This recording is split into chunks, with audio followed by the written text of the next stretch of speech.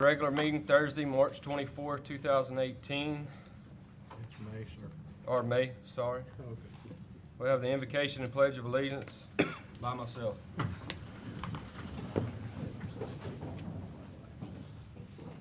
Lord, thank you for this day.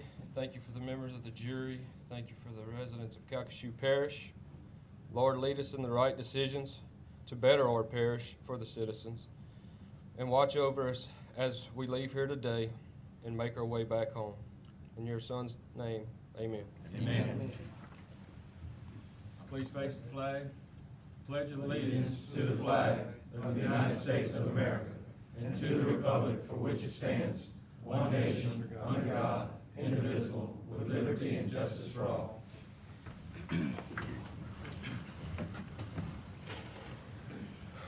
Little housekeeping notes. Please silence all phones or electronic devices. If you have a particular agenda item you would like to speak on, please fill out the blue slips in the back of the room and hand them to Miss Jessica up here in the front before the item comes up. Roll call, Miss Kathy. Yes, sir. Mr. Abshire? Here. Mr. Andrepont? Here. Mr. Brain? Here. Mr. Collins? Here. Mr. Farnham? Here. Mr. Guidry? Here. Mr. Guillory? Here. Mr. Landry? Here. Mr. Latour? Here. Ms. Mayo? Here. Mr. McMillan is out of town this evening. Mr. Scott? Here. Mrs. Trimmy is unable to attend this evening. Vice President White? Here. And President Barris is running a few minutes late, stuck in traffic. Okay, item number 4 is hold a public meeting hearing at 6 o'clock. We'll postpone and jump over to number 5. And Judd has now made it.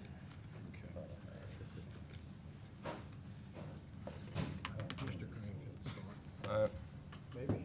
Item number 5, take appropriate action on applications for liquor and beer permits. Mr. Crane.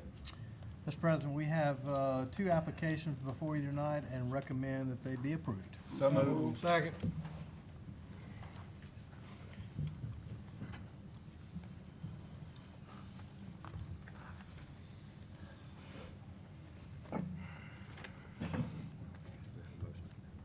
Got a motion by Mr. Guillory and a second by Mr. Andrepont.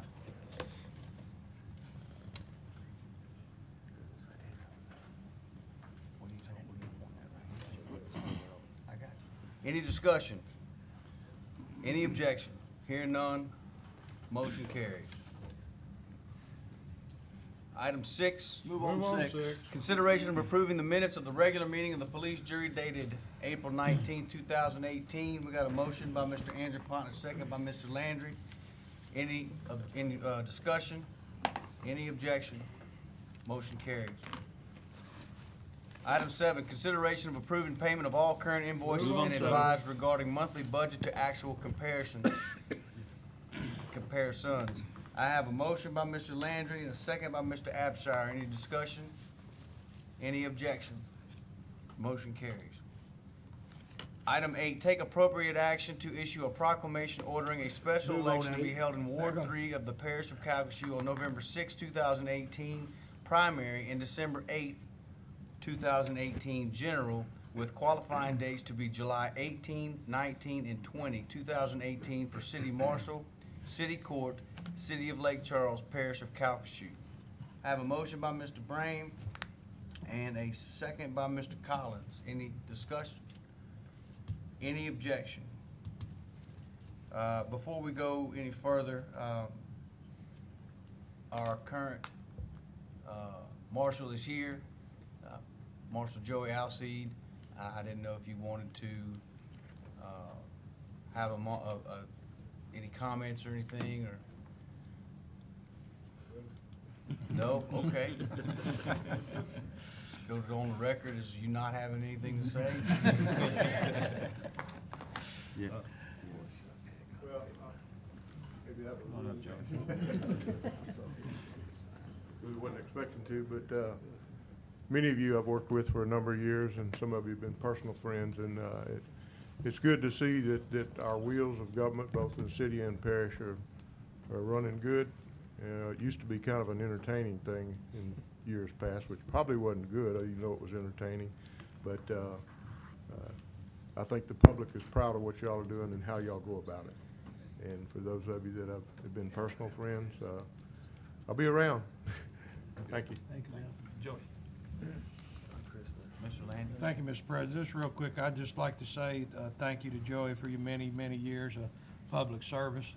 And we hope you enjoy your retirement with your beautiful wife. I know y'all probably got lots of things y'all got on plan to do and probably places to go. So y'all enjoy it. You definitely deserve it. Thank you, Mr. President. Joey, I just want to say, as many years as I've been knowing you, you've been a great guy, helped me as much as you could. Have fun on your tractor out there. So congratulations to you and Ms. Diane. Thank you,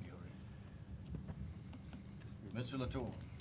Yes, sir, Mr. Joe, I just want to tell you, thank you for all your years of service as well, and I know you don't live too very far from me. If you ever need anything, you know I'm always here for you, and enjoy your retirement. Thank you. Started framing the house yesterday. I'll be a good guy. You're so very lucky.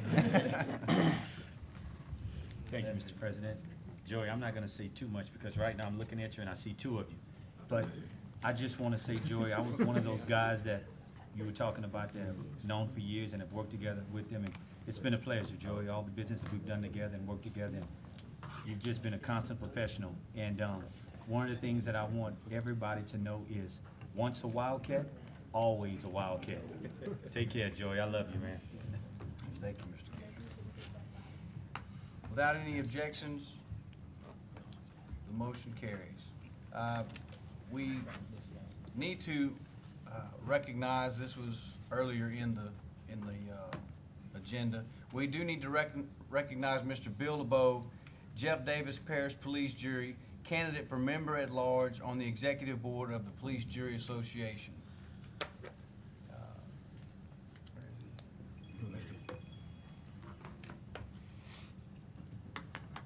Thank you, Mr. President. Yes, sir.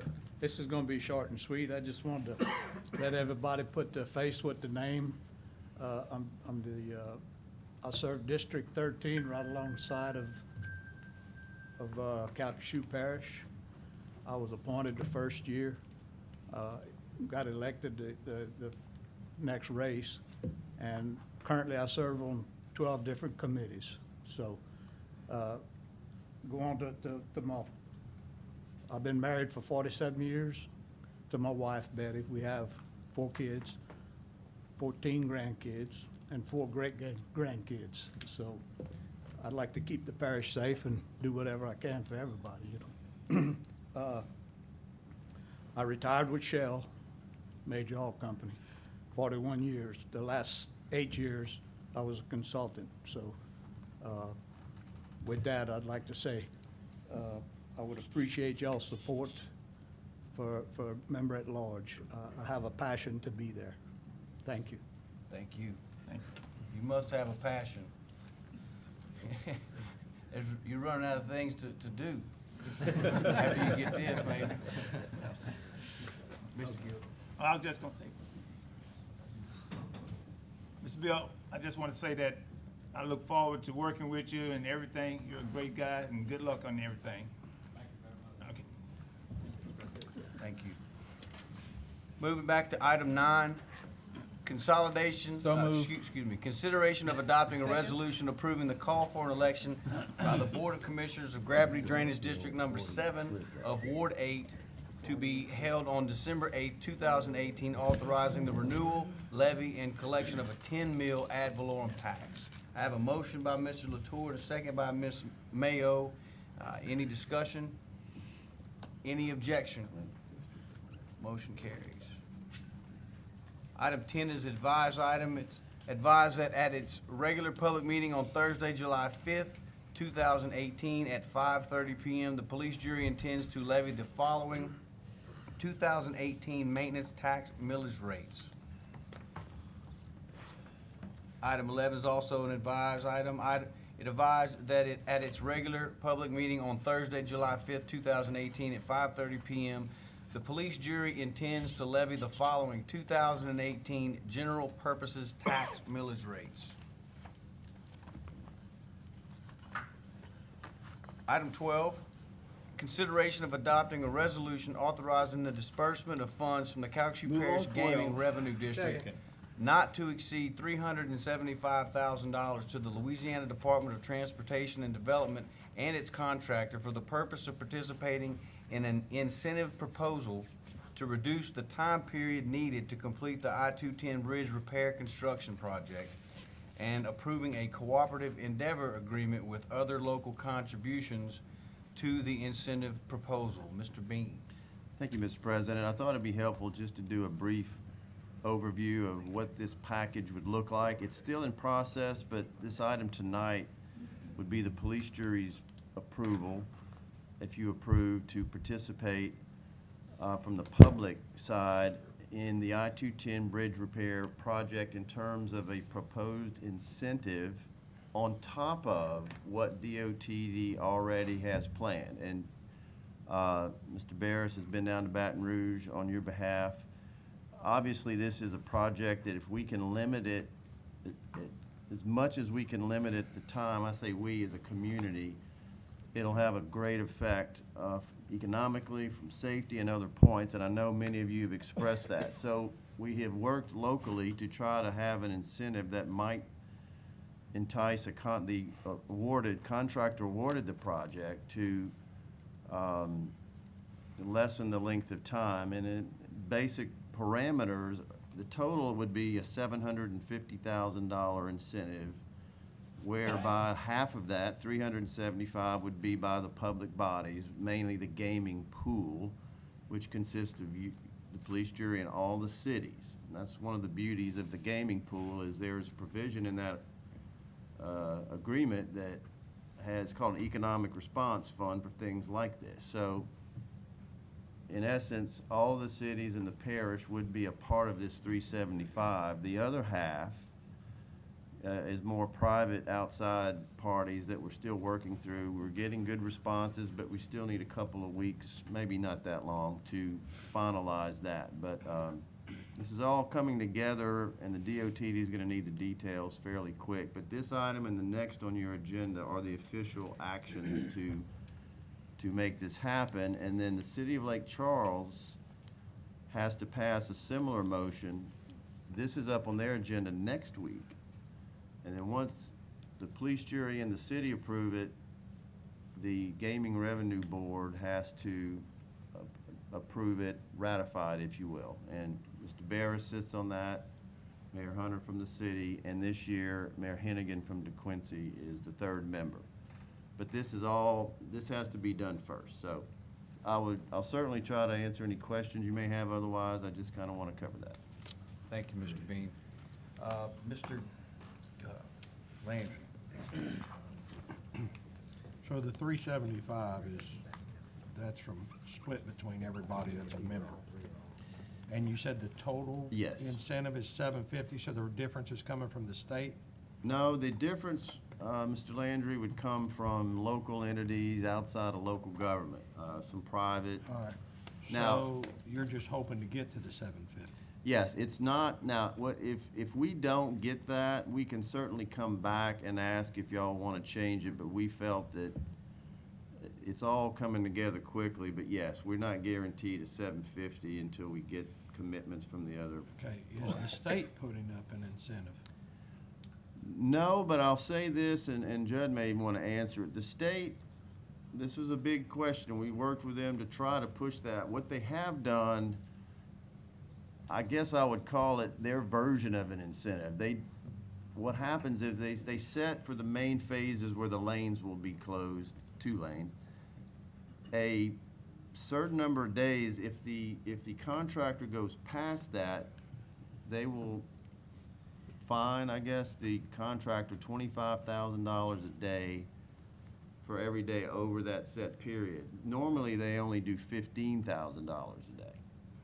So it's sort of like, it's punishment or incentive.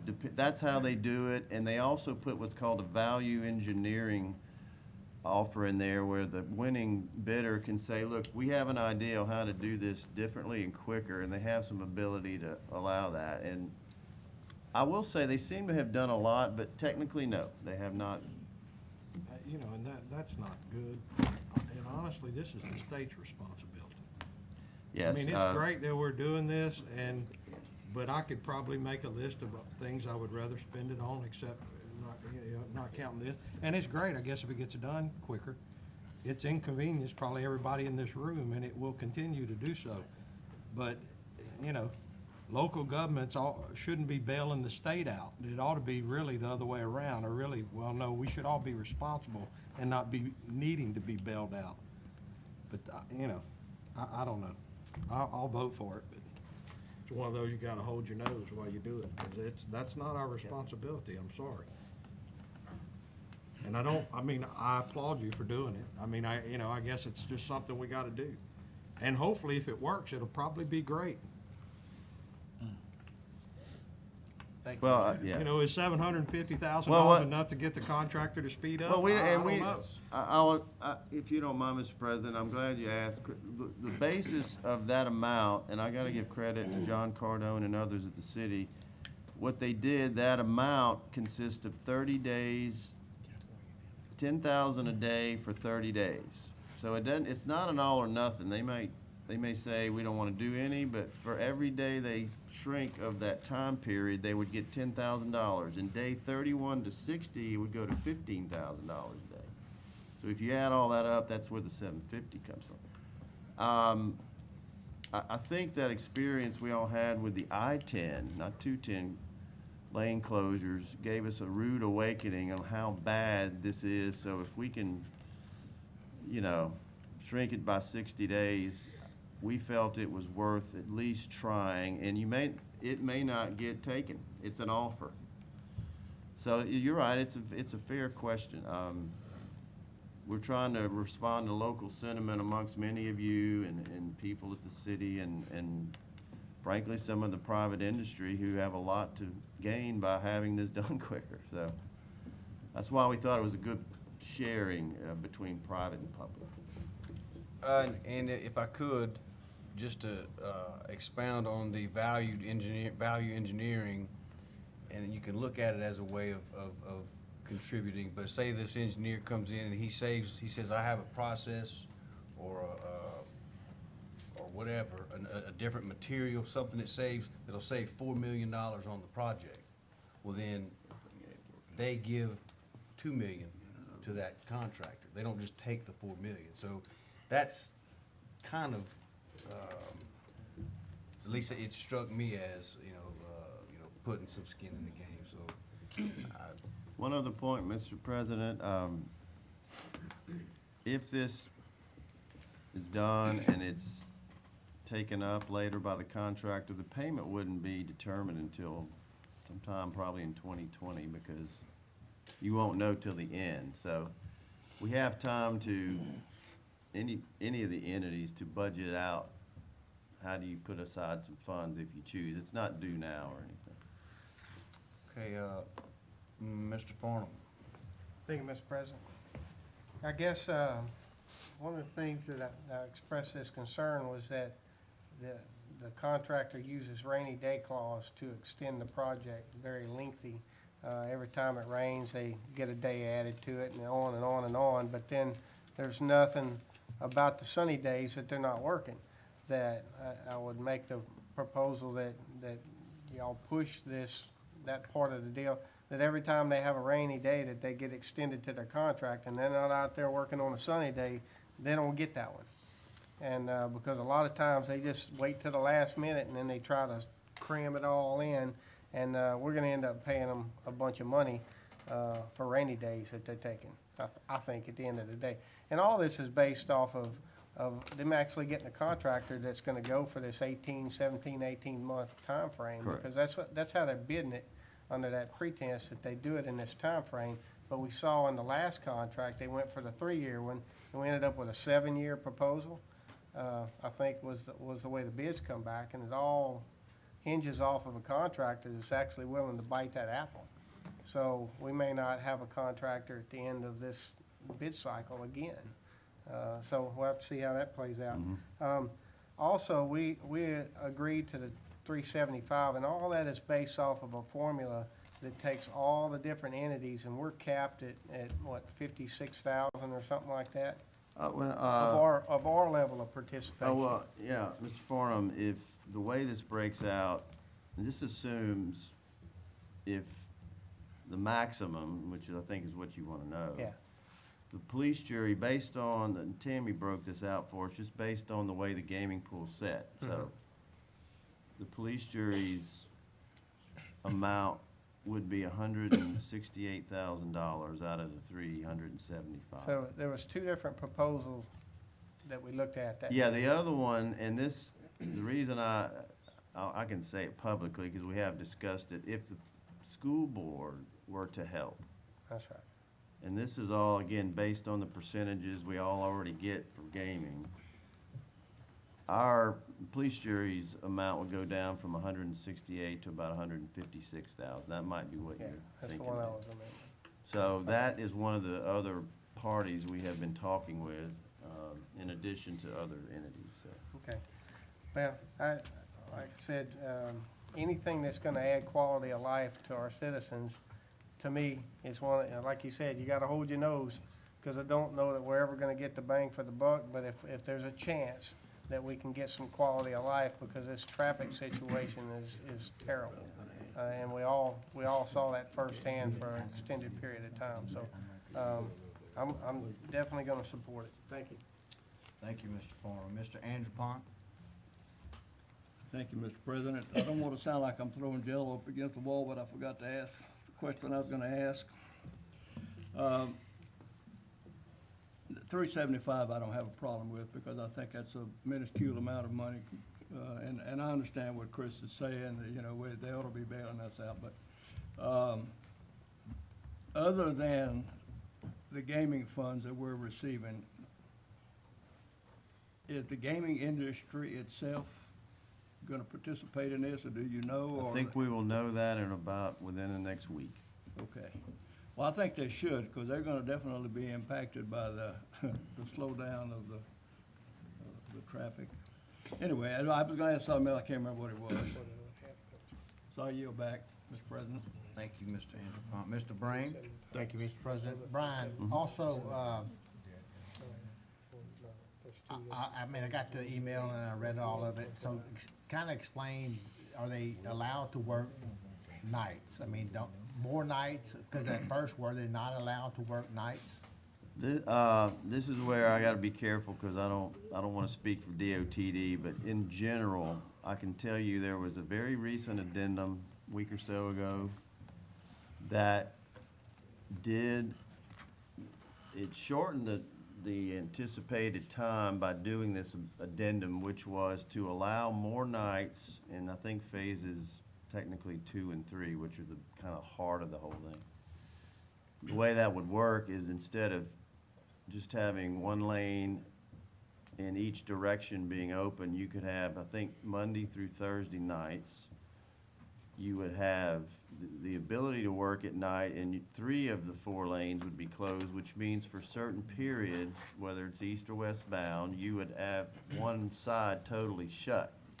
So everything's got trade-offs. That would make it quicker, but of course, for that period, it would be, if you needed to cross the bridge, you'd have to go, say, I-10.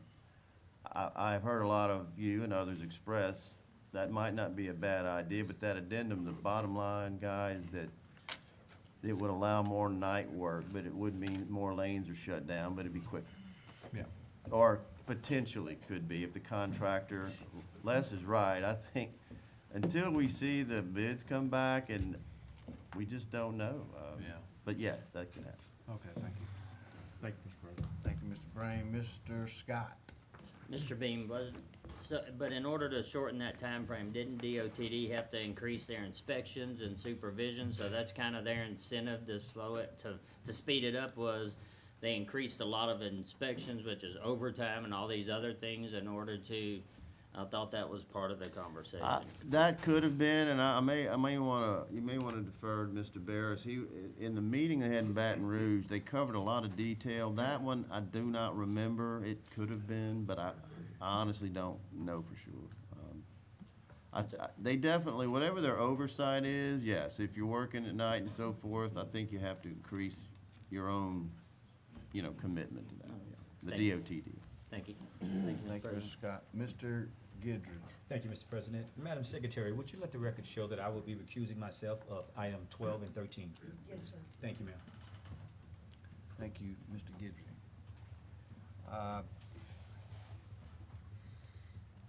So, any further discussion? Any objection? Motion carries.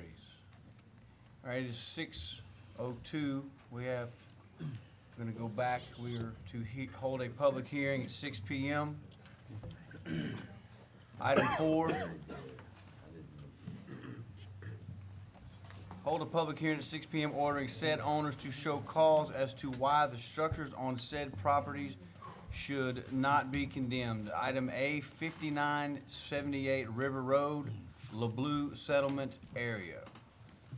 Good evening, everybody. Yes, this is a one manufactured home. The owner is a Douglas, Haig, Belmore, Edux, and we're recommending this structure be condemned and removed in 30 days. So moved. Second. Got a motion by Mr. Latour, a second by Mr. Landry. Is the applicant, or is the homeowner or landowner here? Is there any landowner or homeowner here to speak on this? Seeing none, any further discussion? Any objection? Motion carries. C, 210 Decker Street, East Lake Charles area. Mr. Robinson? It should be B. Excuse me? It should be B. Oh, it's not highlighted. Sorry. B, 2604 Glen Prairie Street, South Lake Charles area. All right, this is a roof that's connected to an accessory building, and we're recommending that this be condemned in 30 days. The owner of this is a Allen Wayne Fountain Edux. Move to condemn. Second. Got a motion to condemn by Mr. Brame and a second by Mr. Farnham. By Mr. Collins. Is the landowner or homeowner here to speak on this item? Mr. Brame. Thank you, Mr. President. David, are there any other structures on this lot? Yes, there is a manufactured home on this, Okay, so on there's this somebody property. living in it?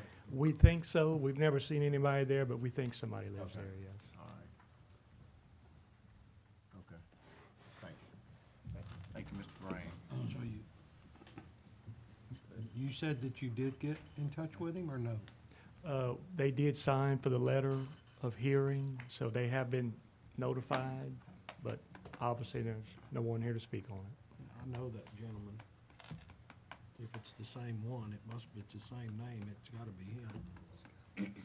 I'll call him tomorrow and let him know. Hit him up on Facebook. I don't get on Facebook, sir. Mr. Scott? It's just the roof you're talking about? Yes, sir. All right, thank you, Mr. President. Thank you, Well- Mr. Scott. So we have any further discussion? Any objection? Motion carries. C, 210 Decker Street, East Lake Charles area. Mr. Robinson. This is one house. The owner of record is a Leona Dejon Christian, and we recommend that this structure be condemned and removed in 30 days. So move to condemn. Second. Got a motion to condemn by Mr. Collins, and a second by Mr. Guillory. As the homeowner, landowner here to speak on this? Anyone here to speak on this topic? Any further discussion? Any objection? Motion carries. Item D, 285 Royer Loop, North Sulphur area. Mr. Robinson. We have two manufactured homes on this property. The owner of record is a Wesley or McDonald Estate, and we recommend that both of these structures be condemned and removed in 30 days. So moved. So moved. Got a motion to condemn by Mr. Landry, a second by Mr. Abshire. The homeowner, landowner here to speak on this topic. Any further discussion? Any objection? Motion carries. Item E, 502 East Street, DeQuincy area. This is one house. The owner of record is a Jackie Robertson et Ux, and we're recommending this structure be condemned and removed in 30 days. Thank you. So moved. Second. Got a motion by Mr. Landry, and a second by Mr. Abshire. Is the landowner here to speak on this item? Any further discussion? Any objection? Item carries. F, 1065 Ormentor Road, Carlos area. This is one manufactured home. The owner is a Gwendolyn K. Ledoux Hebert, and we recommend that this structure be condemned and removed in 30 days. Second. Got a motion by Mr. White to condemn, second by Mr. Collins. Is the homeowner here to speak on this item?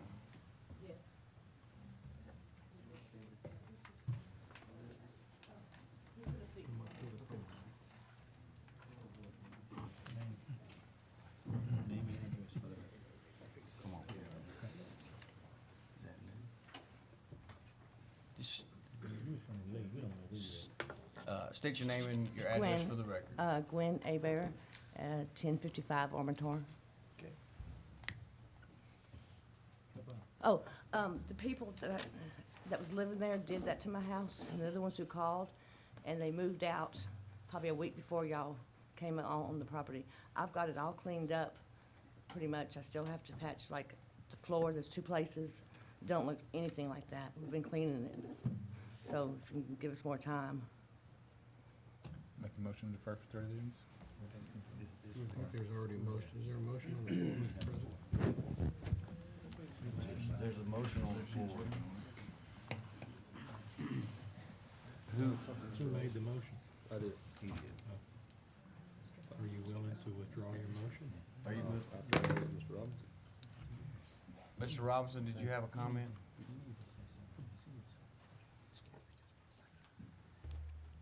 Yeah, we had got a complaint about this structure, and we posted it because the structure is in severe condition. The photographs, there's tarp on the roof.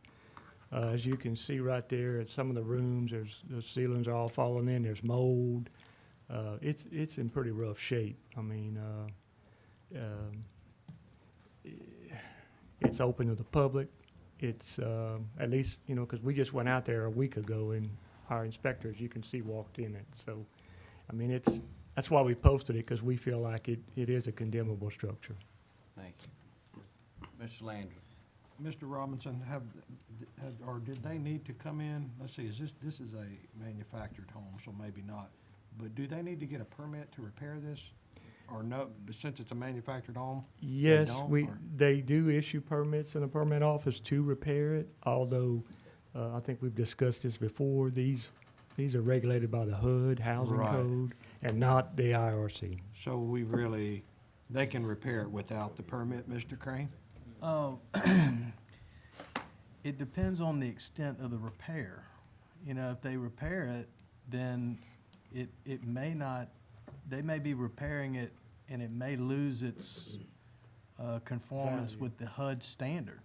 And so they may have to go back and get something from the manufacturer saying that, you know, it meets the standard. And so these are a little bit tricky, these mobile homes, because, you know, once they get in these conditions, the condition that this is in, it's tough to, you know, put them back together, you know.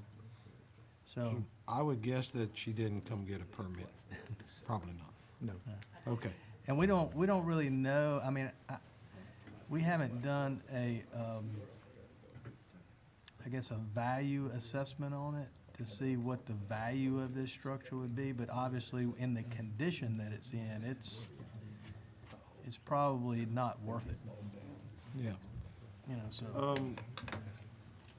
I know Mr. Latour made a motion to try to give him some more time, which, I mean, I'm fine with that, but I don't, but there's a motion on the floor, so. I mean, of course, I'm sure that's, we'll have to put some Mr. stipulations, White. that progress is gonna be being made. Thank you. So how much time are you looking at to get this house livable again? Just as soon as I get paid, I go get supplies and stuff, so I don't, probably about 6 months. 6 months. Normally we It's defer down a these, dead-end street, and it's my property all around it, so it's not, and I have it locked. normally we defer these things for 30 days and then have Parish come back out and look at it again to see if you've made progress, and then they come report back to us. I'm gonna make a motion to rescind my motion condemn, can I? Mr. White, actually, if there's a motion to defer, it has not received a second yet, it would take the precedence over the main motion. So a motion to defer would be proper if that's what you want to do. Well, yes, I'd like to defer it for 30 days. Second Shaylin's motion to defer it for 30 days. And like for Mr. Robinson's group to go back out after 30 days and then come back to us and report the progress or if we need to move forward with this item. I second the motion. So we got a motion to defer by Mr. Latour and a second by Mr. White. Mr. Lands, did you have, Mr. Scott? I did, yeah. The only problem I have with this is they started talking about renting. And this structure with as much water intrusion that has been in it, unless you start stripping these walls, if it's already got mold and stuff in it, and I'm very compassionate about these situations, if it was their home and they're trying to live in it, it's them. But we're talking about, I just feel I'm gonna vote against deferring it. I would only vote to condemn it, because that thing is a disaster on health right there. You're looking at the mold and mildew in that. They can't abate that. I just can't believe it. So I would have to vote against the deferral. Thank you. Thank you, Mr. Scott. Mr. Guidry? Thank you, Mr. President. Ma'am, do you all have a contractor, or will you all be doing the work on this manufactured home? I don't have a contractor, I have a friend that's, does that kind of work, that lives with me, that he's gonna be doing it. Are you aware, you might want to get with Mr. Wainwright before you leave, or Mr. Crane, and find out what's the procedures that you have to come in and maybe get a permit if something's needed. Like if you're gonna, like what Mr. Scott said, if Well, you're I gonna. called and they said anything that the public can see, like if I'm just repairing the floors, they said I wouldn't need one for that. Yeah, but if you're gonna And the change the roof. structure of that manufactured home, you need to have some type of permit. Because the repair that I'm looking at, it looked like there's some serious structural damage. It does look that bad, but when you go in person, it didn't look that bad. Okay. But speak with Mr. Crane before you Mr. leave today. Mr. Crane, you had So something? that you can kind of be aware of what's all gonna be needed, ma'am, for you to finish this structure. Thank you. I was just gonna follow up on Mr. Guidry's. I mean, we don't actually know what's in the walls of the structure. I mean, it has been raining, and we have no idea until you remove all of that material and see what's in the walls. And what we can see and what we can determine, and you can see by the photographs, is that it's been in that condition for some time. And so, for someone to occupy that and to, or a renter or whoever, I mean, we don't know what the condition that it's in right now, what that may hold, so. And quite frankly, the code that they have to, if they have to reconstruct something, it has to meet the HUD code, and that's not something that our office has any control of. We don't review that. And so, that's what I'm saying. These types of manufactured homes, they're tough because they're a chattel. I mean, they're like a vehicle. They lose value as they go forward. And I don't know what year model or this is, but it's a problem. So. Thank you, Mr. Crane. Mr. Landry? In the effort of trying to help her, maybe in this 30-day deferral period, if that passes, she could sit down with you and, or perhaps somebody from y'all's office could go out there. She could remove that material from the wall so y'all could have a discussion and let her know what would be expected of her. And she may change her mind and decide she doesn't want to do this. Well, and I agree with you, Mr. Landry, that we hate for someone to spend money on something like this that we may not be able to approve. Right, at the end of the day. And that's the problem, that's the issue that we may have. But certainly, we don't mind meeting with them, having someone go out to the site with them, perhaps, uncover some of that just to see, what it would take. We can certainly do that. Ms. Aber, if that passes and we grant you the 30-day deferral, I mean, that's what you would need to do to go forward, because, the last thing is you want to spend a lot of money repairing it, and you come back in 30 days and they're still having to tell us, hey, this thing isn't right and y'all really should condemn it, because we're going to have a hard time going against what they're suggesting that we do. Thank you. Thank you, Mr. Guidry. Mr. Latour? I just wanted to clarify, since I figured we're gonna go to a roll call vote. It took an effort just to even come out and actually even speak on it. Most people don't even show up, so that's the reason I, asked for the 30 days. If you're willing to come here, nobody can put a value on personal assets. What it means to you or what it means to me could be different, so just wanted to make that clear that she's here, dead-end street, 30 days. It's been there for several years. 30 days will not hurt anything, so yield back, Mr. President. Thank you, Mr. Latour. Mr. Scott? Mr. Gabb, could we put a stipulation during this 30 days that this trailer could not be rented or could not be inhabited? I mean, just as I'm okay with giving it 30 days if we have something in there that says, don't put any people in it. And I know that's a stretch, but I'd at least rather have it on paper. You can certainly amend a motion to postpone. So if you want to add an amendment to a motion to postpone, you can. Mr. Latour, would you be all right with Yes, amending sir. that to no inhabitants? We put an in this amendment trailer? with, that basically no inhabitants could be onto the location. And that would be a friendly amendment. And the amendment would still need a second, the motion to amend. So, Mr. President, what we need to do now is we need to vote on the amended, to add the amendment to the motion to postpone. So that'll be the first vote you take. Correct. So we're gonna do this roll call. Oh, Mr. Crane? Just gonna say, y'all can do that amendment, but when we post a structure unsafe, it is prohibited from occupancy at that point, so just letting you know. But that's fine, y'all can do it. So there's no need for that. You can. There's no need. No need. I understand that, sir. We're gonna have to rescind that now? No, Just let it stay. the first vote you take is the motion to amend the motion to postpone. That's the first vote you take. And it doesn't hurt for the police to take action tonight to say, do not rent that, do not let anybody live in it, that's fine. So that will be the first motion to vote on. Okay, so Madam Secretary. Yes, sir, this will be a reverse roll call vote on the amendment to not allow any occupancy. Mr. White? Yes. Mr. Scott? Yes.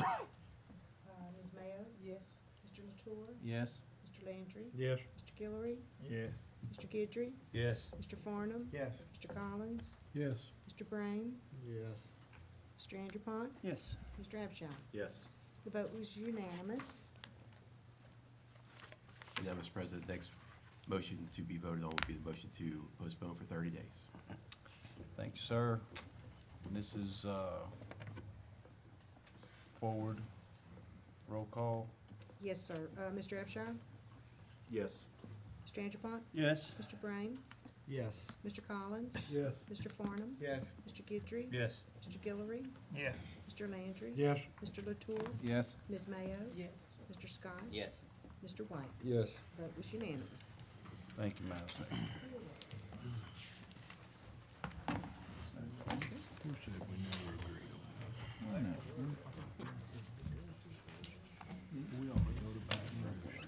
Look at the problems we could solve. So we will go.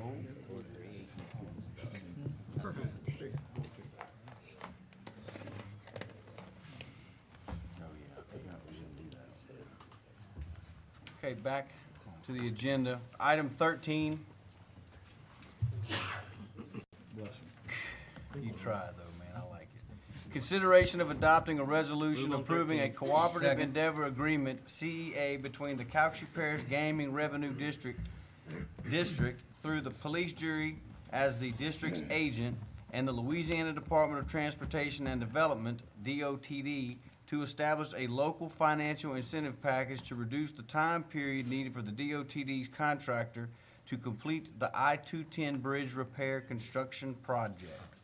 I have a motion by Mr. Abshire and a second by Mr. Latour. Any discussion? Any objection? Item carries. Item 14, take appropriate Like to action on a move request by to uphold J and planning and A zoning with Investments of stipulation. Southwest Louisiana LLC to rezone from agricultural to multifamily residential to allow residential development for duplexes at 6143 Marklar Blue Road in Ward 8. The Planning and Zoning Board met on Tuesday, May 22nd, 2018, and voted unanimously to recommend that the request be granted with conditions. I got a motion to uphold planning and zoning by Mr. Latour, and a second by Mr. Scott. Any discussion? Any objection? Item carries. Item 15, no action necessary. It was withdrawn by the applicant. Item 16, take appropriate action on a request by Stephen Shirley Edux to rezone from agricultural Move to uphold planning to and zoning. general commercial Second. to allow commercial development, commercial building at 5028 Highway 27 South in Ward 4. The Planning and Zoning Board met on Tuesday, May 22nd, 2018, and voted unanimously to recommend that the request be granted with conditions. I got a motion to uphold planning and zoning by Mr. White and a second by Mr. Latour. Any discussion? Mr. Farnum. I guess, I know this is a piece of, potential commercial property right on 27, but there are residents that abut this on, the west side and the south side. So, I would like to, Yes. talk about fence again. So here we go. You know, the screening, requirements that we have could take many years for the screening to, develop itself. You know, with the trees and shrubbery and stuff, and the people right to the south have a swimming pool that, would be subject to people sitting in the parking lot watching them in their swimming pool. So I would, like to make a motion that we add, a wood fence, 6-foot wooden fence on the south and the west side. I second that. In lieu of the other screening ordinance. Second his motion. Thank you, Mr. Farnum. So we have a motion to uphold planning and zoning and add stipulation to, Right, well, first we have a motion to add a stipulation, and I think we got a second. I thought I heard second. Mr. Latour seconded. So we have to vote first to add that stipulation. Alrighty. If there's any discussion on that stipulation, I don't know if the applicant is here, may want to address that, I don't know. Is the applicant here this evening, Mr. Shirley?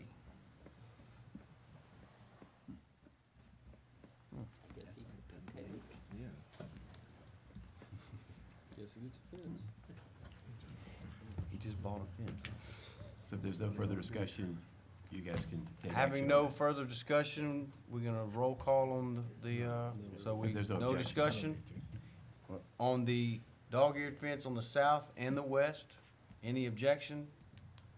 That carries. Now, Now we address the main motion. the main motion was to uphold. Correct. Any discussion? Any objection? Item carries.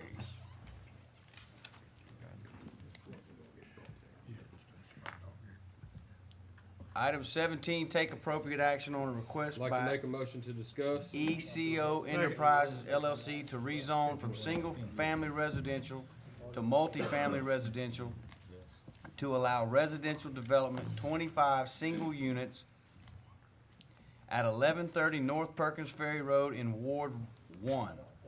The Planning and Zoning Board met on Tuesday, May 22nd, 2018, and voted 6-4 and 3 against to recommend that the request be granted with conditions. We have discussion. Mr. White? Yes, Wes, I'd like to give a little backstory on this piece of property, if you don't mind. Yes, sir. The original zoning of this property was actually C1 light commercial and R2 mixed residential. And then there was an application that came before to rezone it to single-family residential to do a subdivision. And I think it was 16 lots, if I'm not mistaken. And then subsequent to that, there was a request to rezone the property to multifamily and do a multifamily type development, and that was ultimately denied, attached housing. And then the request before you tonight is to do a multifamily zoning, but do single-family detached units. And so that's what the request is tonight. And that's something we do, I mean, that's not considered spot zoning, that's something it was No. general within the area. It wouldn't be considered spot zoning. There is, we have approved some multifamily zoning in that area, you know, up and down North Perkins Ferry for duplex development. In this particular case, it's a little unique in the fact they are asking for multifamily zoning to do single-family dwellings. And so, basically, they're not subdividing the property in order to sell the lots. They're doing it under multifamily because then you don't have to divide the property. You can do it as group-type housing, and the density requirement is, you know, if you get it rezoned, the maximum is 7 units to the acre. So they're hitting that mark, you know, that density mark. So, but that is the uniqueness of this particular project. Thank you, Mr. Crane. Mr. Landry? Thank you, Mr. President. That was gonna be my question for you to explain to me the difference between a residential and this single unit thing. So it's all about density is Yeah. what this is all about. It is. What's happening, I mean, if it's gonna be that dense, what's he gonna do with his drainage plan? Is there gonna be a drainage plan? I guess there is. Well, yeah, they would have to submit a drainage plan to our office, and of course, our engineering department would review that. So, yeah, they're gonna have to. Is this density that they're requesting, is it consistent with the area? It is. It's hard to tell there. It's about 3.67 acres, I think, is what the size of the property is. And so if you calculate that in the maximum 7 units to the acre, they're hitting that mark. That's pretty dense. Yeah, and so, but there are other properties near this where you do have that similar density. You know, if you calculated the number of units per lot. You know, some of them are attached housing, like duplex development. Is that a mobile home park across the street? Even a mobile home park. If you had a mobile, well, there is a mobile home park. I thought that's what that was. And so if the property was on mobile home park, you can have a mobile home on 5,000 square feet of property. That's a pretty small lot. Yeah. So I think if you calculated this, it's like, oh, you know, if you divide it out, it would be 1 unit on a 6,000 plus square foot lot. So what is your recommendation, Mr. Crane? I recommend it to approve. Thank you, Mr. President. Mr. Gilry? Thank you, Mr. President.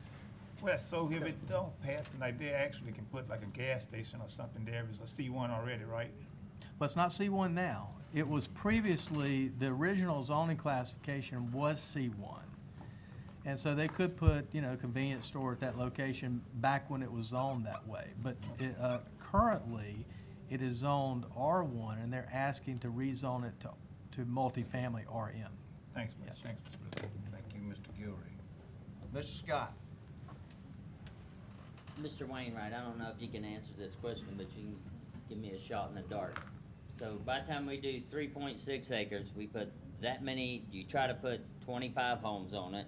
You still gotta put roads in there, driveways, a community sewer system, all those things. Once our drainage ordinance comes into play and retention is required on there, do you think he's still gonna get 25 on that? No, it's probably not. I don't think so, and, you know, and I actually explained that to the gentleman. I didn't think he would end up with that many on there with the requirements that he's gonna have to meet, but, you know, and that's still him having to submit and all those things, so, I just want him to realize 25's a number, but that ain't, It may not be the final number. yeah, that ain't the final number.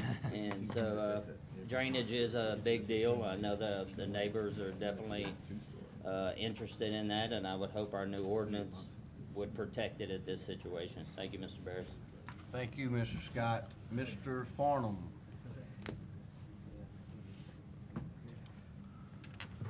It was zoned, C2 and C1. C1 and mixed residential. How long ago? Oh, gosh. 4 years. Yes, it's been Roughly 4 years? Yeah, that's, So what happens with property if it's rezoned and for a particular development, and that development never happened? Is there a time frame it's supposed to revert back, or does that No. have to be specified there's in no the time. change? Unless it's specified, there's a time frame that it's not. At the time that they actually rezoned it, There's, it would have had to have been put as a stipulation that if the development's not built in so much time, then it reverts back? yes, Okay, so there's no time frame that's sticking here No. that this thing would ever revert back to No. March? No. Okay, thank you. Thank you, Mr. Farnum. Mr. White? So just to clarify this, I'd like a roll call vote on this motion, for sure. But I also would like to go back to the 25 number that we've talked about with the new ordinances that we do have for drainage. That 25 number is not gonna be the exact number of units that would be put on that home if this was to pass tonight. After we look at the ordinances and everything else, that number will decrease, correct, Mr. Wainwright? Yes, sir, I'm confident that, either way, under the new ordinances, I'm still understanding the zoning myself, but if this is a subdivision, it would for sure fall under it. If it's a, commercial development, it would, being that it's over 2 acres, it should have the full requirements of a runoff management plan and everything, same as a normal subdivision. It will almost certainly take up a pretty good piece of this site. All right, thank you. Thank you, Mr. White. Mr. Latour? Do you have any plot or anything drawn of how you guys gonna lay it out or any kind of? yeah, there, yes. Okay. Is the applicant here? Well, I think he was gonna call him in a I think the applicant's here. we got speakers on this. Yeah, you probably need to call the applicant. I'll wait till he. Sir? Mr. President, before you speak, Mr. Wainwright, I wasn't real clear that last thing you said. You said it depends on which way. Well, I mean, we need to know that right now. How, between you and Mr. Crane, you ought to be able to tell us is it gonna be looked at as a commercial development, or how is it gonna be looked at? We're putting a stipulation on there that requires them to submit, you know, for a DIA, a Okay. waiver. And so Okay. it's gonna have to be looked at, and if they can't meet it, then they're gonna have to do that full drainage analysis. Okay, thank you. How you doing, sir? State your name and address, please, for the record. Name is Tim O'Neill, live at 615 Amber Drive in Moss Bluff. I'm the owner of this property. I bought the property when it was zoned C1 multifamily. I had plans to put a 16-house subdivision on the property. Since then, them plans have foiled. due to other developments in the area not allowing me to do that anymore. As far as density goes, I have stuck by what the parish recommended their density requirements are. I would like it known that directly across the street at 1193 North Perkins Ferry Road, in front of that trailer park, there was a piece of property rezoned for and approved for duplexes. Not only was it approved for duplexes, they also received a variance to increase the density requirements on that piece of property and get more doors than what is generally allowed for the parish stipulations. They have 6 doors at a 4,664 square foot per door. I'm asking for 25 doors at 6,400 square foot per door. Little less Park than- Planning and Zoning Board did that? Yes, sir. Thank you. And that was just, that was in 2017. For drainage, I have a drainage impact analysis done for the subdivision that I originally applied for. It showed, it requested that we regrade the ditch on North Perkins towards the main gully there, that the parish is in the process of expanding that gully for drainage. I'm not sure what the drainage impact study is going to say on the 25 individual houses. We got shut down for 12 duplexes, which would be 24 doors. We figured individual housing would be much more aesthetically appealing to the area. I'd like it known that this area is very mixed in use. There's a trailer park across the street. There's duplexes on the same street. There's duplexes up and down North Perkins, as well as storage buildings. Beauregard Electric is a company that's on the street. And these are all very close, within a mile or two of this proposed project. So I don't think I'm out of the ordinary in putting these houses and putting this development on this property. I feel that I'm well within the density requirements of the 25 units. And we'll definitely adhere to any drainage we need to do by the parish. Okay. Stand by real quick. Yeah. So, Mr. Andrew Pond. Thank you, Mr. President. If I understood you correctly, you're telling us that there are apartment complexes all around the piece of property that you're proposing to put those units on? Yes, sir. Okay. It's a mixed use. There's apartment complexes, there's duplexes, there's trailer parks, Okay. there's houses, there's. I yield back. Thank you, Mr. Andrew Pond. Mr. Latour? Yes, sir, Mr. Tom, can you go back to the site plan? You can hear me in the back?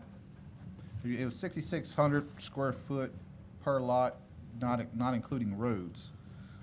Yes, So when sir. you sell how much is the actual lot? Like, how many square foot is the actual lot's gonna be? I'm not exactly sure on that. 'Cause There is a your large roads are green gonna space. take up about a good 15-20% of that development. Mr. Crane? Well, what I was gonna say, they're not subdividing the property into lots. Yeah.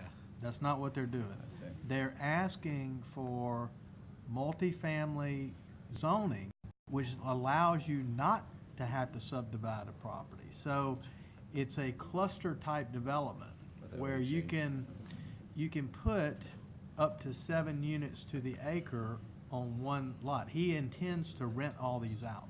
These are all rental, they're not for sale. I see. So, and so he doesn't, the driveway that you see that accesses, it's not a public road. It is a driveway. But even, okay, you said 7 per acre, is that including with the road? Like, is the road's gonna take up quite a bit of? It is the whole property. You Okay, count so you the don't whole count- tract okay, of land. okay. I The didn't tract know of that. land is 3.67, and what, you multiply that by 7, that tells you how many units you can have. Yes, sir. And Is it's it- like 25.6, so we say 25. Yes, sir.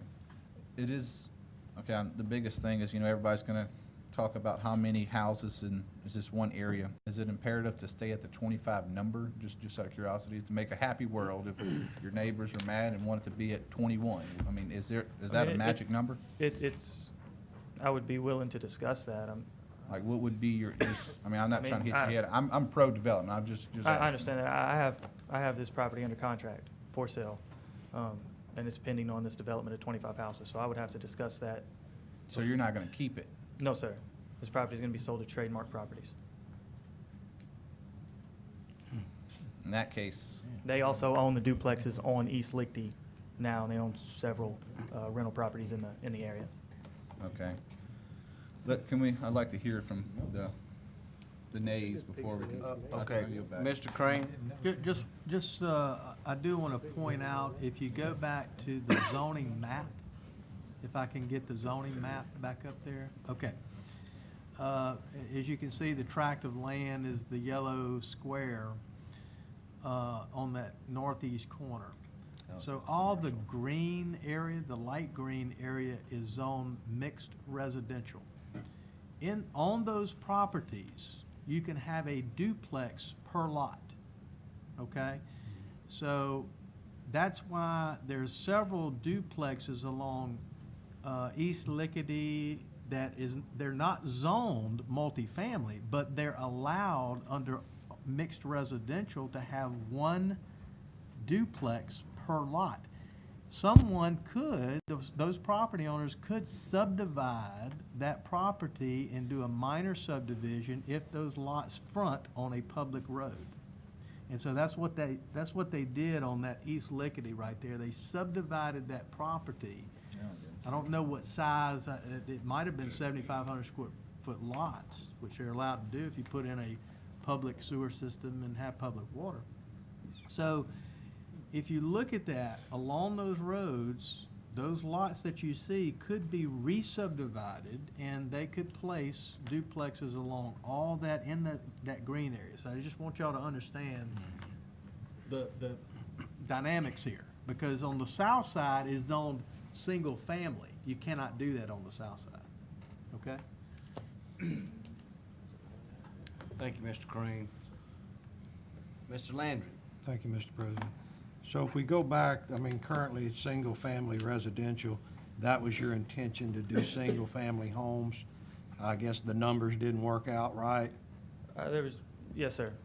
And so, Make a long story short, yes, sir. Numbers did Yeah. not work out, and I no longer can do that so project. now you have a potential buyer based on the outcome of the rezone, because the potential buyer wants to build. Yes, sir.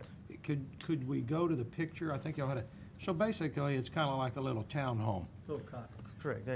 And there again, you won't be the owner. This other company Yes, will sir. be the owner Correct. and is going to rent these out. Correct. I'm assuming, Mr. Crane, is in the record, is this what they're gonna look like or close to that? Well, they've shown that photograph there. We haven't specified that they have to look like that, but that's what they've given us to give us some indication of what they intend. You know, if it was to pass, you know, as we move along here, that would be something that I think we should stipulate. It should be similar to that. Should be similar. Go ahead, tell me why I can't do that. Right now, we're addressing land use. I know, but, you know, I mean, they could go out there and build a pyramid. I don't know what they're gonna build. I'm basing my decision on what I think the neighborhood's gonna look like when they get finished. Yeah. You're really reviewing it for land use and the rezoning or the proper zoning of the property. I understand, but my mind is not wired that way. I put myself living next door to this, and I have to think of what those people are gonna see. Right now, they are stuck to the site plan. So we like- And, you know, I can maybe live with the denser neighborhood if I think it's gonna be appealing and going to look like that. The best you could hope for is the site plan and new development. Mr. Crane? We did put a stipulation in there that it had to meet the corridor overlay district requirements. Okay, And so, that should cover it. you know, it's, in the Ward 1 area, it doesn't make it look like that. But Right. it does make them have to do something, you know, that's nice. Well, hopefully, if it does pass, this developer would want to come back again and do another one somewhere else, and Sure. they can say, hey, look at what we've done, and we did what we said we were gonna do. Yeah, and of course, If we I don't, was them, that's what I would do. yeah, and we don't know what they paid for the property and, you know, but I'm sure they have to get their money back out of it, and they have to get the rents that they need in order to pay for it, so. Right. Thank you, Mr. President. Thank you. I think I'm done. Mr. Farnham? Thank you, Mr. President. At the end of the day, once the sale goes through, he can take that piece of paper and wad it up, throw it in the trash can, and build anything he wants on a mixed-family residential piece of property, right? Well, no, they have to meet the stipulations. So they would have to come back before the Planning and Zoning Board, or does it end in your office? No, it comes back before Comes y'all. back to the jury. Yeah. Yes. They change the site plan or modify, I know they you don't got, meet, if they don't want to meet some of the you stipulations. guys have a lot of latitude to change site plans in your office, don't you? Well, they have to show us that there's some engineering constraints or something like that. As it says right here, y'all may authorize adjustments to the site plan in light of technical Technical and engineering. stuff and considerations, so. Right. I'm just wondering, you know, this gentleman here, he's of the best intentions in the world, but we don't know about who he's gonna sell the property to, because they're not here tonight. And, like Mr. Landry was saying, we're basing our judgment tonight off of what they've shown pictures of, and it could very much not look anything like that, right?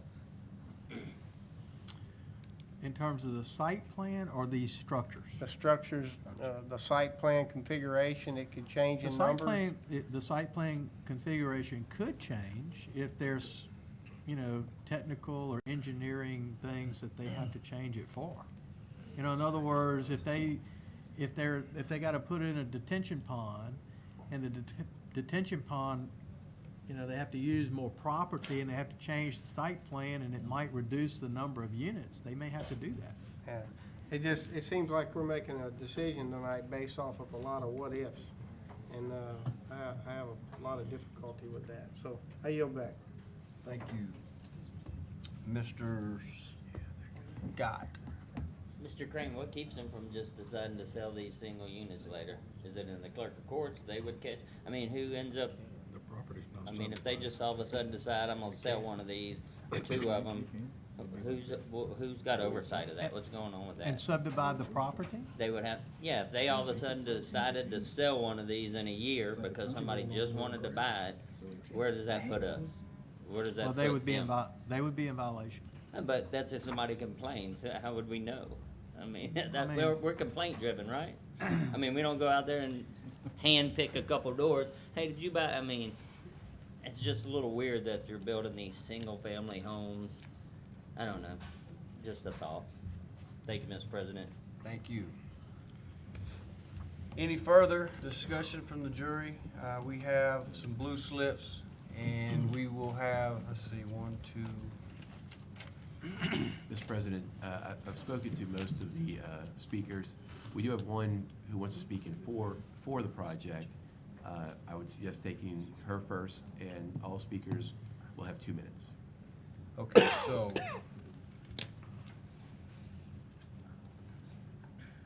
Thank you, sir. Miss Cheryl O'Neill.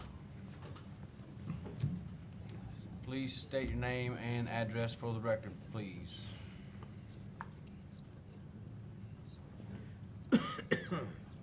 My name is Cheryl O'Neill. I'm a real estate broker with Rezone Properties. I represent both the seller and the buyer in this contract. And so I think I can clarify some of those things that you asked for. I did do a PowerPoint presentation. They told me to ask for a clicker. Okay. Okay, is she in the same group that has 2 minutes, or how's this work? It's a brief PowerPoint. I'm not Okay. going to take up much of your time. No, I'm just making sure everybody gets the same. All right, the proposal is for 25 single-family, high-end residential rentals. There will be landscaping, restrictions, and green space. These are the current properties within half a mile of the subject property. This is property next door to the north. You see there's a mobile home there. There's also a vacant abandoned home, has a tree growing through the structure, as this is right next door to the property.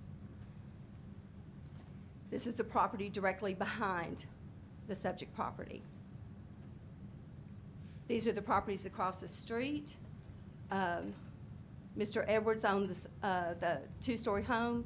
He has no opposition to the project whatsoever. We've spoken to him. There's also a mobile home park. We've spoken to the owner there. No opposition to our project. This is the site where the 6 duplexes were granted, not only approved, but also a variance for 6 doors. This is directly across the street from one of the people who is in opposition to our project. He had absolutely no opposition to that project. And again, as Mr. O'Neill stated, there's less than 4,700 square foot per door on those duplexes, where ours offers more than that. And this is Trademark Properties is the developer. He is a proven developer. The property to the right where the duplexes are, those are his properties on East Lecty. You can see they're very nice duplexes, brick. He keeps them up. He operates his properties very well. He's looking at doing the proposed cottage, single family. He intends to rent those as well, and he has good standing as far as his procedures and looking at his applicants, as well as making sure that his properties are well maintained, and also that they are there are no issues with them. And as far as could he sell them in a year, if in my experience with real estate, when someone an attorney goes to do their work on that property, they would find the stipulations on that, and they would not be able to sell it unless it was subdivided, and again, it would have to come back That is through your the 2 parish. minutes. Just go ahead and close up whenever you can, please. Okay, and that's it. Okay, thank you. You're welcome. I have a question for her, Mr. Landry. Ma'am? He has a question. Oh, I'm so He's sorry. got a question for you. Yes. Okay, so now proposed cottage, single family, is that more so what we're gonna see, or is it gonna be the other? It could be either or. He could do a combination. Some of these properties are gonna be 3-bedroom, 2-bath. Some may be 2-bedroom, 1-bath. So he's going to do a combination of those properties. Will some of these structures be in this development or not? And that's in that picture? That exact picture, I can't tell you that, no, sir. You don't know?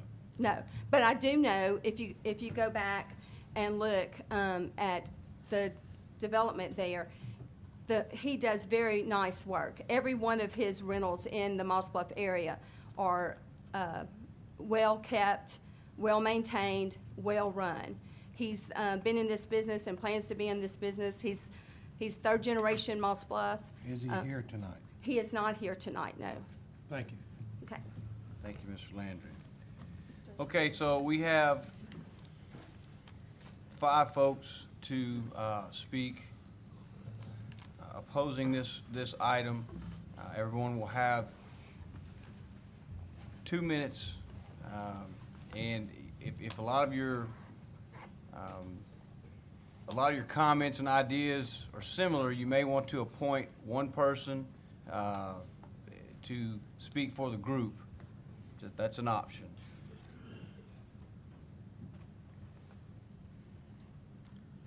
Okay, first off, Mr. Jared Martin. Please state your name and address for the record, sir. Hello, I'm Jared Martin, and I live at 1569 Stafford Road. I have a petition that we put together yesterday, and I called and emailed a number of you guys. But this is a petition from the neighborhood with 34 signatures in opposition to this. I'm not against growth. I'm not against the 16 single-family homes that he wants to put on this property. There was no oppositions, if you go back to the record, when he wanted to go single-family. Nobody opposed this. The entire neighborhood was okay with this. There was one structure on that property for 50 years. And that old man passed away, and the old woman moved into Lake Charles, and the O'Neills purchased this property and said, we want to put the 16 homes on it. We're going to rezone it single family. That's our idea. And there was not a one opposition to this. Well, then a year after that, I understand things might be tight, economic boom and all this stuff in the housing markets, but That's not the neighborhood's problem. I'm sorry. That's a bad investment. We all spent a lot of money, and we pay our taxes on our properties and our homes and everything as well. And every home, what Ms. O'Neill did not show you was the other 15 surrounding brick homes that are 200,000 plus. She just showed you the few trailer houses, which there's 3 trailer houses right in that area. And that's it, amongst 15 200 plus homes. If you go back to the planning and zoning picture where it shows all the colors at, his property is a yellow square. My property is directly to the north, the green property. That has been in my family for 50 years. I built a $250,000 house and I moved in it in February of 2017. I lived in a trailer house and I sold it to my brother, which my mom owns that property that he put it on the corner.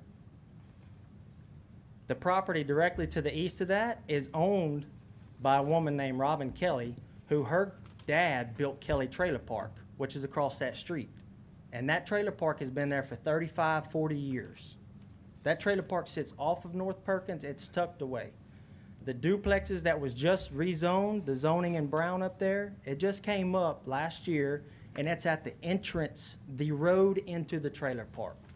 How are you going to argue that? All of us neighbors got together and discussed this. How are you going to argue driving past these duplexes into a mobile home park that's been there for 30 years? Mr. President. We all have a lot of money invested. You just, that was your time, and if you just Okay. want to go ahead and Well, complete. I'm strongly against this. I do not want this. The entire neighborhood's opposed to this, so I just hope you guys see it from the neighborhood's point of view. We have to live with it for 30 years. Mr. O'Neill's gonna sell it, another gentleman's buying it, but ultimately, we're the ones stuck living next to this. Thank you. Thank you, Mr. Martin.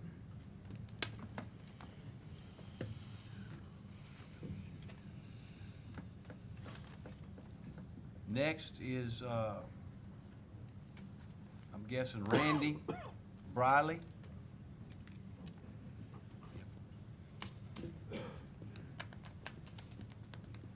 Mr. President, well, the next speaker comes up, I just want to remind you, we're still on the motion to discuss. We're just discussing now.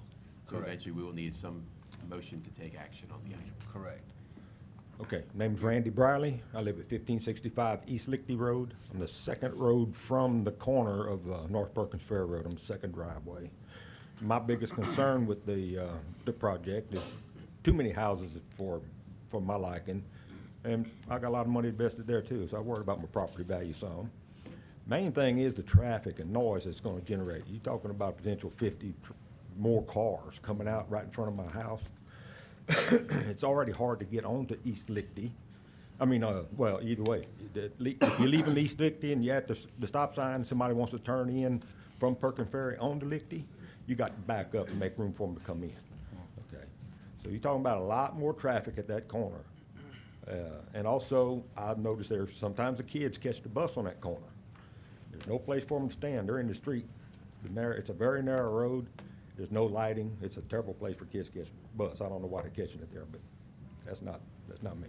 But anyway, yeah, the traffic and the noise is my main concern, as well as my property value, and it's just, I think it's just too dense of a development. So, okay. Thank you, sir.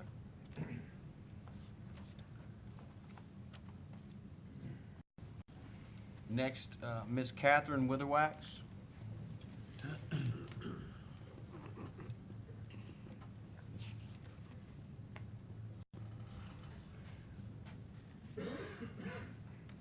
Hi, Ms. Witherwax.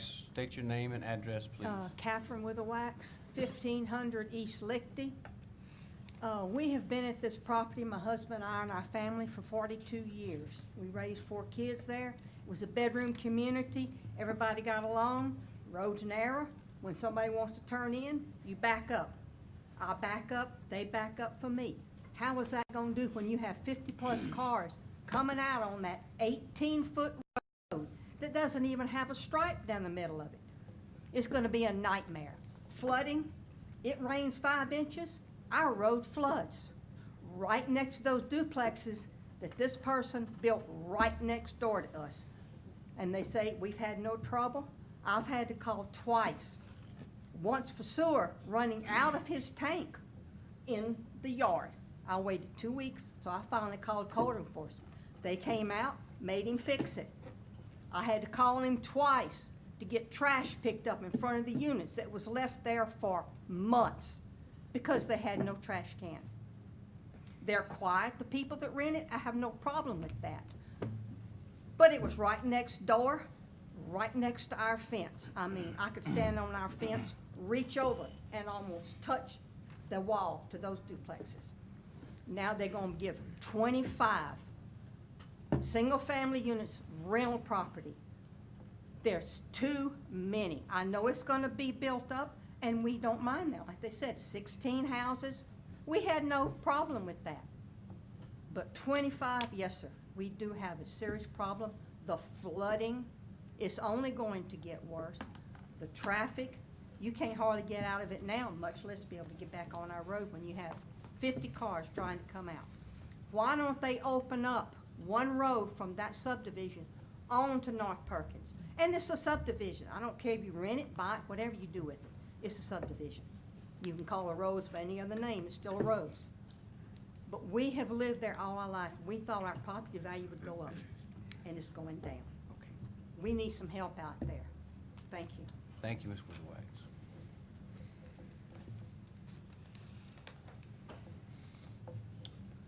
Todd Dupleshan?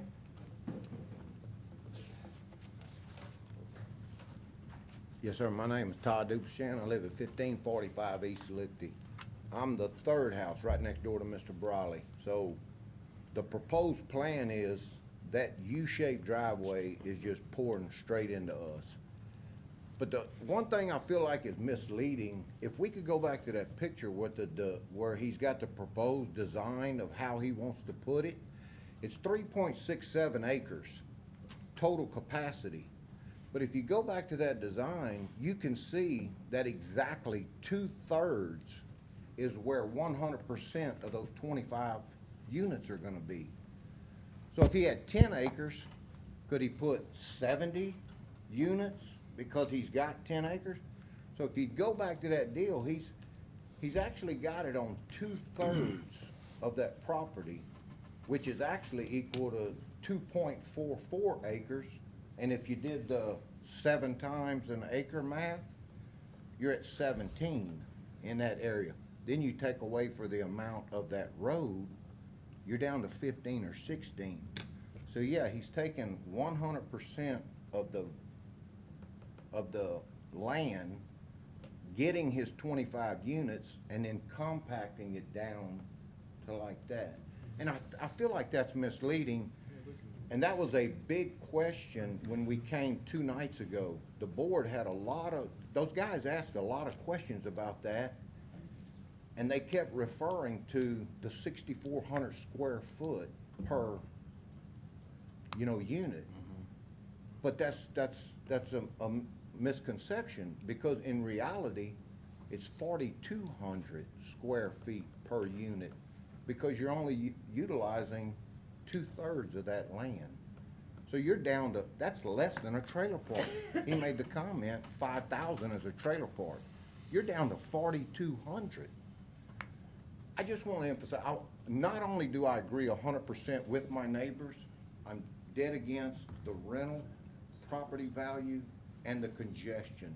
So, but y'all don't want to hear that again and again and again, so I wanted to come at it from a different angle.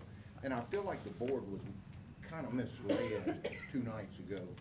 And so I appreciate every one of y'all that called us back. Thank y'all for y'all's time, and thank you for the consideration. Thank you, sir.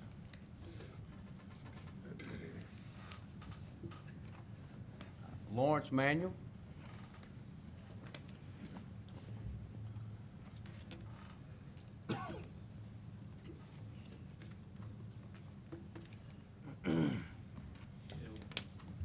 Lawrence Manuel, 1535 East Lichty. I oppose this strongly because the U-turn of that road inside is gonna come on that little bitty road. We already have a problem there with the corner of the road trying to get on North Perkins Ferry. we have to back up if somebody's wanting to turn in. And there's no out on the other end, it's a dead end road. So if that would be an out there, somebody could go out, but he can't. And with that much cement, they're gonna have to pour to put all them houses on that little bitty piece of land. The water's gonna have to go somewhere, and it's gonna go in the road. It's already gets in the road when it good rain, and it gets in your yard.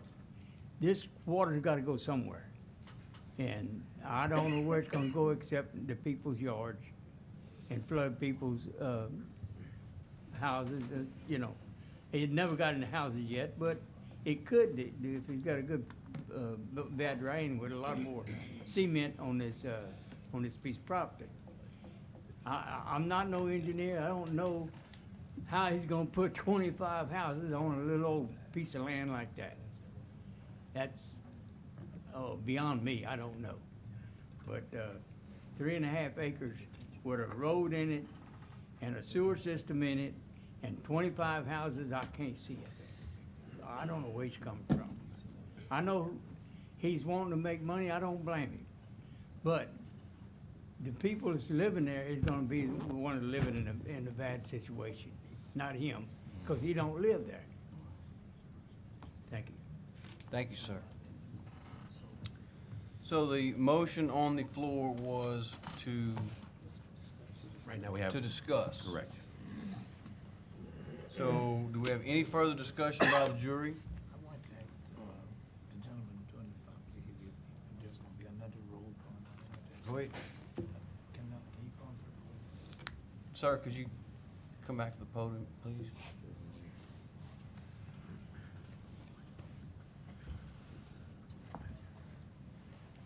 On the project, could there be another road going out to North Perkins?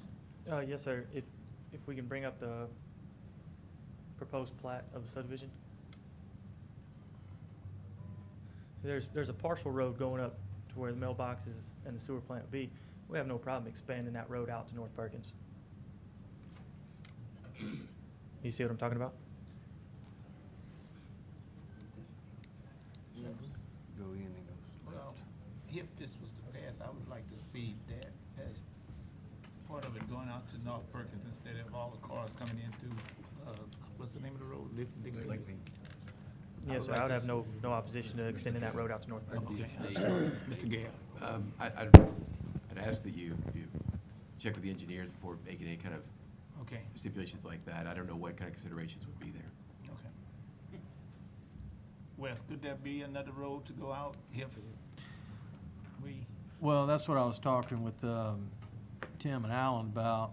I mean, that's, obviously that's a parish road, but it's considered a collector road. So it's probably not, and I don't want to speak on behalf of Tim, but it's probably not the best scenario to have the traffic come out onto a collector. You'd rather have it go onto a local and then filter that traffic out onto your collector street. So just for safety, but Tim may have some comments. I think it's feasible. I'm not sure what the frontage, I can't see the numbers from here, but certainly, and I'm not sure what the distance would be from the other road. You do want some reasonable spacing between that street and the driveway, but I think it's certainly feasible. Is it practical? I see the park area that's also on there. You're gonna probably have some detention that's gonna be required. You may have to have a pond there instead of a road. okay, all right. Thank you, sir. Thank you, Thanks, Mr. Mr. President. Shayla, excuse me, Mr. Latour, do you need? Yes, sir, I was gonna speak to you. Okay, hearing everything, you come with that magic number, if there could be, to make everybody happy. Okay, we talked about traffic, I mean, they have, feet on the side of the road. He's not the developer, so. Yeah, that's true. I mean, would you be sufficient with 20? I mean, they can, was it 7,500 a lot if they did a regular subdivision, you probably squeeze around 18 Yes, sir. per I the mean, parish, if we could do 20 and make everybody happy? Yeah, I mean, I'm within the density requirements. There was a variance approved across the street for lesser density. That's then. This is In now. the area, I Mr. just- Crane? I was just gonna suggest, and I think we've talked about this before, if we're gonna start redesigning the site plan, you might want to defer it before you start acting on that, because we don't really know what that might do, and he doesn't know either about his numbers, so I'm just making that suggestion. Again, it's strictly, we're just determining land use at this point, correct? Any further discussion? Mr. Scott?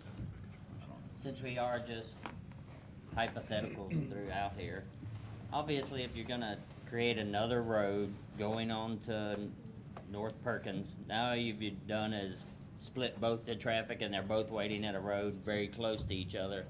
So now instead of one waiting, they're gonna, so is there a way that maybe if we do defer this and he adds another road, it should be as far north as he could be, and still, you know, at least it moves it completely to the other end of the property, to where it moves those two from just battling to see who's gonna get out first. I'm gonna hurry up and go this way. It's just a thought, since we're just hypothetically discussing and designing here. Thank you, Mr. President. Thank you, sir. I'd like to make a motion to overturn planning and zoning. Second. Got a motion to overturn planning and zoning by Mr. White and a second by Mr. Farnham. Do we need a roll call vote on this? I think we do. I think. Yes, reverse. This will be a reverse roll call. Mr. White, to defer, to overturn. Yes. Mr. Scott? This is to overturn. And so yes is to overturn. Yes is to overturn, to deny. No. Okay, Ms. Mayo? Yes. Mr. Latour? Yes. Mr. Landry? No. Mr. Guillory? No. Mr. Guidry? No, okay. Mr. Farnham? Yes. Mr. Collins? Yes. Mr. Brame? Yes. Mr. Andropont? He's not here either, okay. Mr. Ebshire? No. Do we need to wait for Mr. Guidry? We had 6 yeas and 4 nays, so the recommendation of the Planning and Zoning Board was overturned and the request was denied. Thank you, Madam Secretary. Item 18, take appropriate action on a request by Cross Diversified Development Corporation et al. To rezone from agricultural to single-family residential to allow single-family residential development, 33 lots in Dreamview Estates, Phase 4 subdivision, in the 3000 block of North Perkins Ferry Road in Ward 1. The Planning and Zoning Board met on Tuesday, May 22nd, 2018, and voted unanimously to recommend that the request be granted. Move on 18. Second. What we doing, we upholding? We or motion overturning? To uphold. Motion to uphold by Mr. Abshire, second by Mr. Latour. Any discussion? Any objection? Motion carries. Consideration of rescinding the following adjudicated property ordinances due to the prospective bidder failing to fulfill the necessary requirements. Ordinance number 6815 and ordinance number 7034. Got a motion to rescind by Mr. Collins and a second by Mr. White. Any discussion? Any objection? Motion carries. Item 20, consideration of adopting a resolution approving the industrial tax exemption contract between the state of Louisiana, the Louisiana Department of Economic Development, discussed. and Southside Machine Works Incorporated with respect to its manufacturing plant.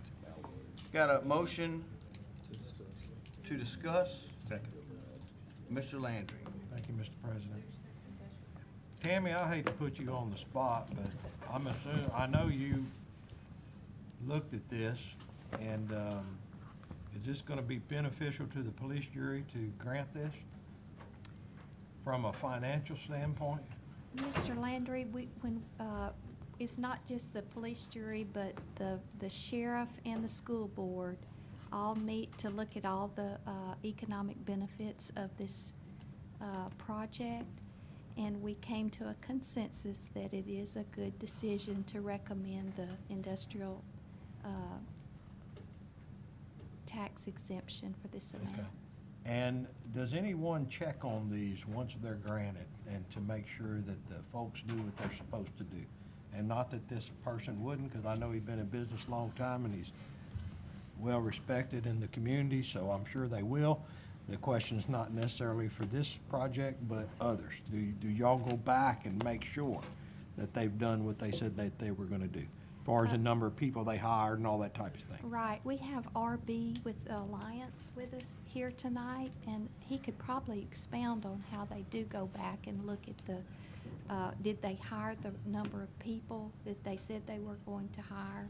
If Mr. Smith could come up and tell us that, I would feel so much better. And we can move on.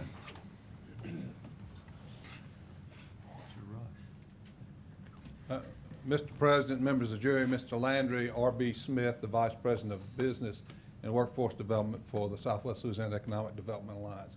As you see in your motion, this is a resolution for the police jury and also the school board, the sheriff, to offer this industrial tax incentive, but it's a cooperative endeavor agreement that goes, when it leaves your hands, it goes to the Board of Commerce and Industry under the Louisiana Board of Economic Development, and finally to the governor for his signature.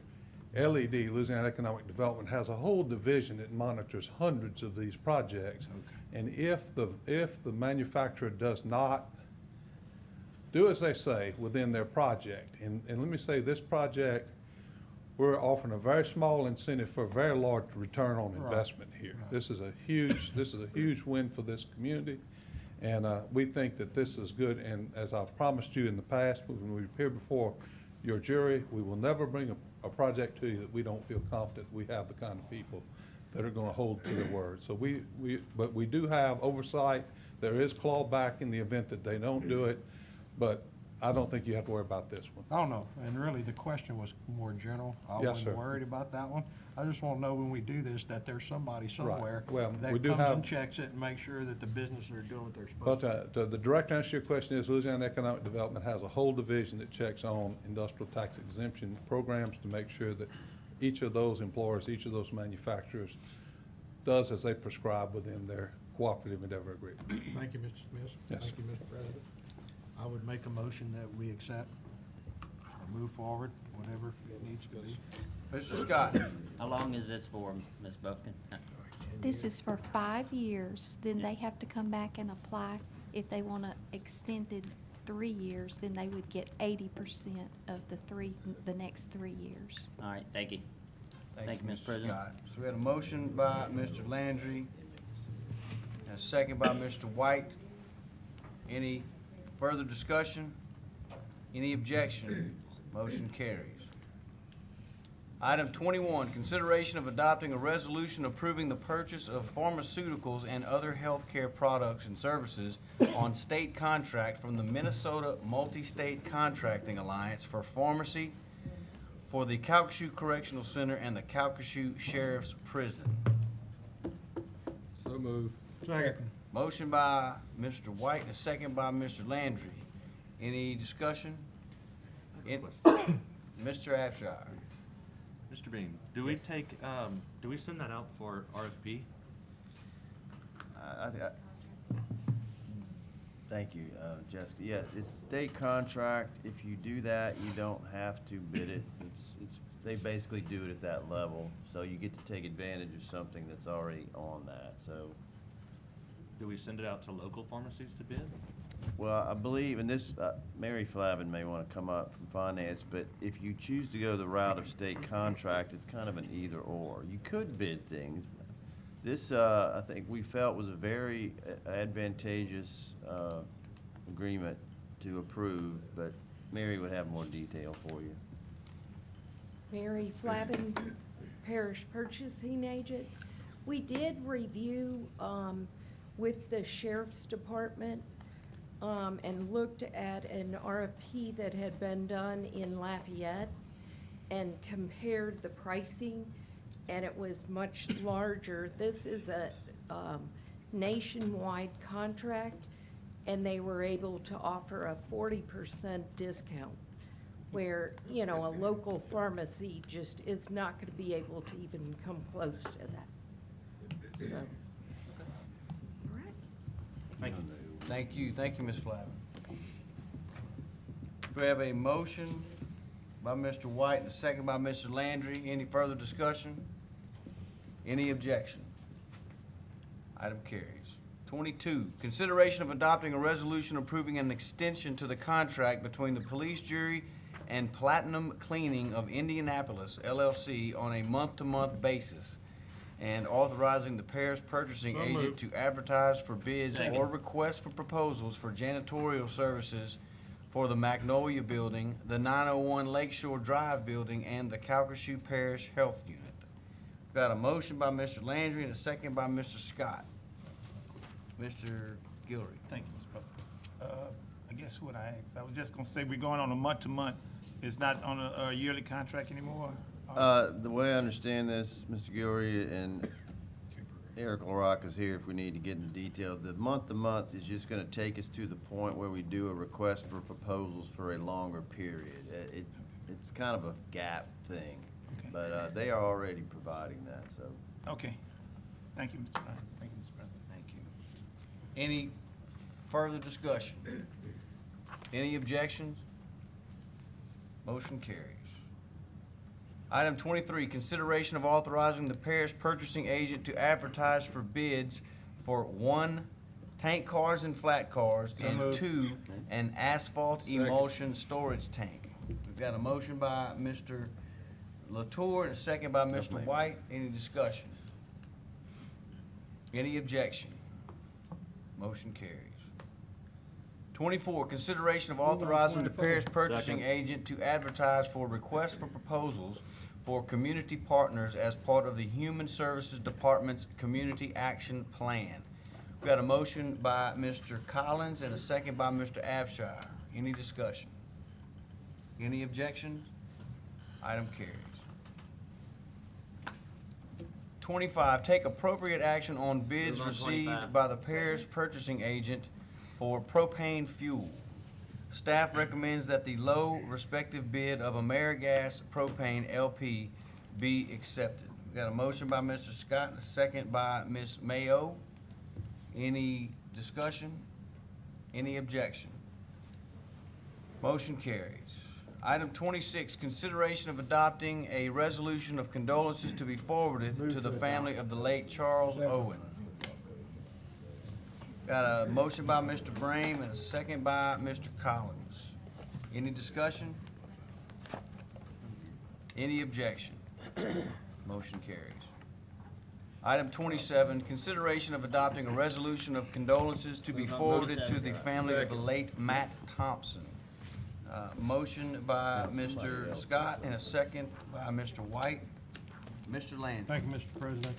Matt, as I'm sure most of y'all remember, worked for Waste Management for quite some time, and Hal had asked to put that on the agenda tonight, and he wasn't able to be here, but he wanted to make sure that I mentioned Matt, and he did a great job, especially after Hurricane Rita. Matt was the guy. You call Matt, and for all the people out there wonder who got their refrigerator picked up and all that mess that was out there, it was that guy. And he worked really hard, did a great job for them, and he's gonna be missed, that's for sure. Thank you, Mr. Landry. Any further discussion? Motion carries. Item 28. Second.